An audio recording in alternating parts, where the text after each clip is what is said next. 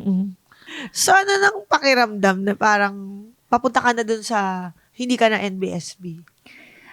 Syempre, happy ako na, um, kasi lagi ako may thinking na kung sino yung first boyfriend ko sana. I prayed to God na siya na yung maging husband ko. Wow. Kasi parang, I treasure kung ano yung, 'di ba, kung ano yung nasimulan, yun na sana.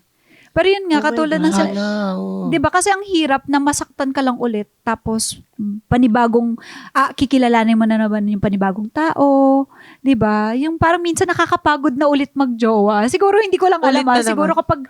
kapag hindi naging okay ito, yung parang nakakapagod na naman mag-entertain ng panibagong tao. Ang galing naman. So, gusto mo sana as much as possible yung if ever si Mr. Promise. Magiging- ano na, Sana. Kasi siya na. parang iningatan ko yung sarili ko, buong buhay ko. And then, syempre, yung parang gusto mo na, and alam niya rin naman to, na siya yung, 'di ba, kung in case siya yung magiging first boyfriend ko, na Sinabi sana, mo sa kanya? hindi, kung in case lang, ganun naman ako sa lahat ng mga nakikilala ko, na in case siya man, kaya lang pag pinapipray ko kay God, nawawala alam mo yun, yung pag magdadasal ganun? ka, tapos maya-maya mo, or kinabukasan after ng dasal mo, yung lahat ng rason na iwanan mo yung tao, lalabas. Talaga? Ang galing, no? O yung may Love mga... ka ni Lord? Kaya ganun. Oo, super. Ang galing naman. Yung pag pinapray ko na, Lord, siya ba? Yung pag minsan nagiging masaya na tayo, nakakalimutan na natin. And then, lalabas na yung mga signs na hindi siya.